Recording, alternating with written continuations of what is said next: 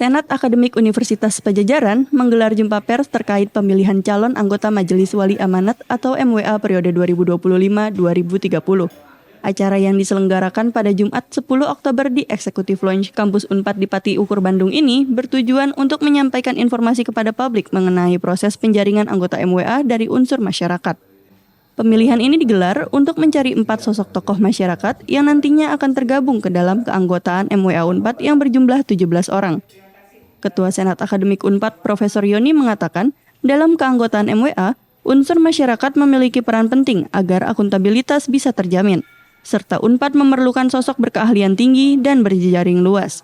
Ya, yang pertama adalah bahwa PTNBH secara umum ada 24 di Indonesia itu memiliki otonomi, diberi kewenangan otonomi yang luas ya, sehingga tidak cukup hanya dikelola secara internal, tetapi harus ada komponen unsur masyarakat agar akuntabilitas bisa dijamin pertama.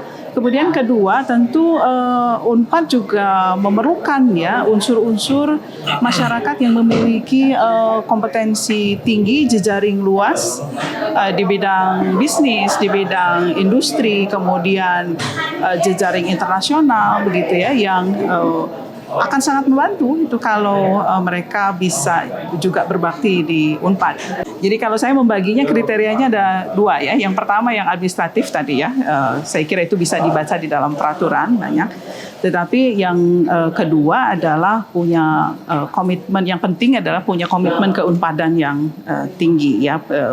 Dapat memahami betul Unpad itu kelebihan, kekurangannya apa, sehingga betul-betul bisa ditentukan norma-norma dan prinsip-prinsip penyelenggaraan umum oleh MWA yang nanti yang baru itu, agar bisa lebih kuat dalam menghadapi tantangan global ya, karena kita tidak hanya dituntut untuk bisa menjadi sekolah begitu, sekolah atau pendidikan tinggi untuk memenuhi target-target level pendidikan tinggi di Indonesia, bukan hanya itu, tetapi sekarang itu kita dituntut untuk bisa menghasilkan riset yang mendunia, kemudian juga punya impact terhadap bukan hanya nasional ya, tetapi juga internasional.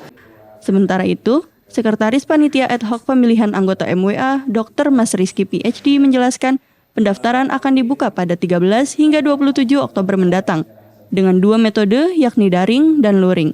Pada hari ini kita sudah melakukan kegiatan sosialisasi dan kita akan membuka secara resmi pada tanggal 13 yang insya Allah akan berlangsung selama 2 minggu hingga tanggal 27 Oktober. Nah, di dalam secara teknis kami membuka kesempatan untuk proses pendaftaran baik secara daring maupun secara luring dengan cara mengantarkan dokumen kepada kami. Pada prinsipnya kami tidak tertutup atau tidak ada keharusan pada salah satu cara tertentu begitu.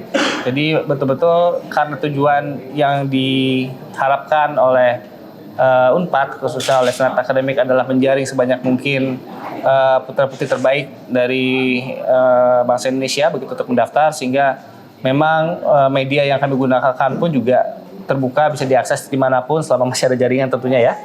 Anggota MWA yang mewakili unsur masyarakat terpilih akan diumumkan pada 29 November mendatang.